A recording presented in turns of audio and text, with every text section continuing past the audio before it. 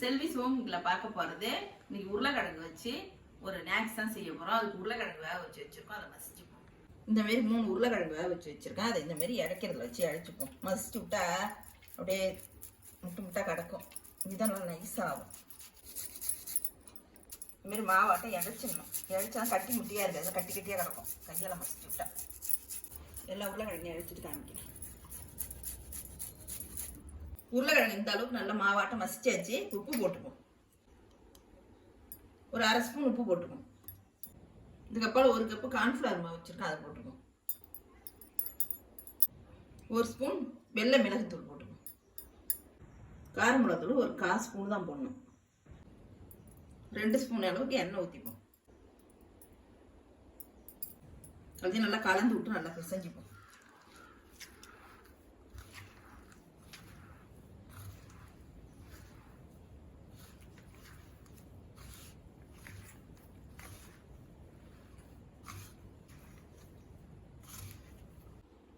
மாவு இந்த அளவுக்கு பிசைஞ்சாச்சு.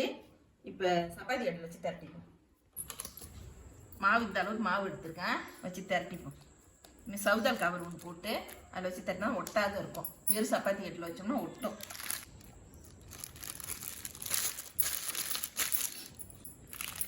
இனிமேல் திரட்டிக்கணும்.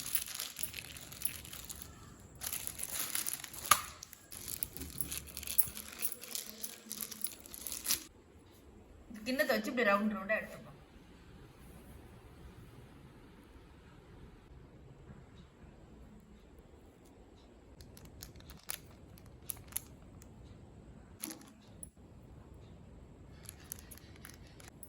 இந்த மாவெல்லாம் இந்த மாதிரி எடுத்துடணும்.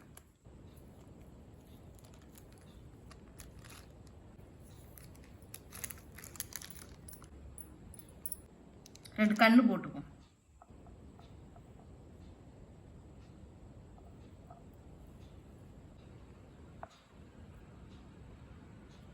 இது வாய். 2வது கண்ணு போட்டுப்போம்.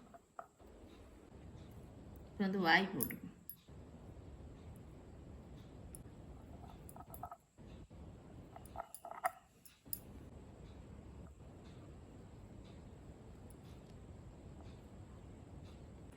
எல்லாத்தையும் எடுத்து வச்சுப்போம். போட்டது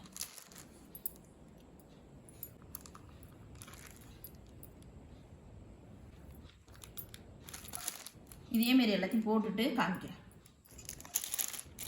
இந்த மாதிரி மூடி இருந்தா கூட கண்ணு வைக்கலாம்.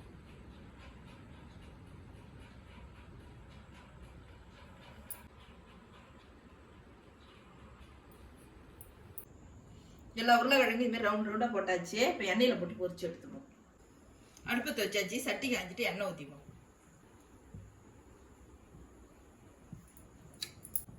எண்ணெய் காய்ஞ்சிடுச்சு. இப்போ ஒன்று ஒன்றா எடுத்து போட்டுப்போம். தீயை கம்மி பண்ணி வச்சு இதுமாரி ஒன்று ஒன்றா போட்டுப்போம்.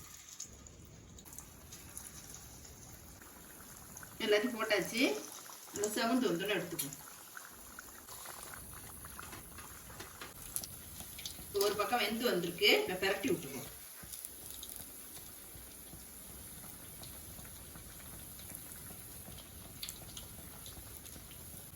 நல்லா வெந்து வந்துடுச்சு. இப்போ எடுத்து வச்சுருவோம்.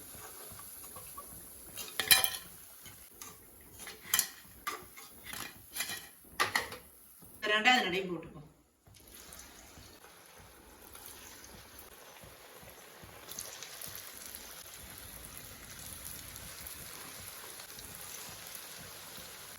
ஒரு பக்கம் வந்துருச்சு. இப்போ பெரட்டி விட்டுருவோம்.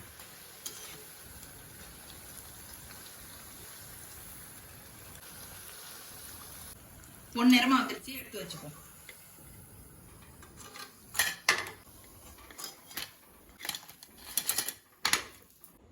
எல்லாத்தையும் போட்டு காமிக்கிறேன். எல்லா உருளைக்கிழங்கு ஸ்நாக்ஸ் ரெடி ஆயிடுச்சு. எடுத்து வச்சுப்போம்.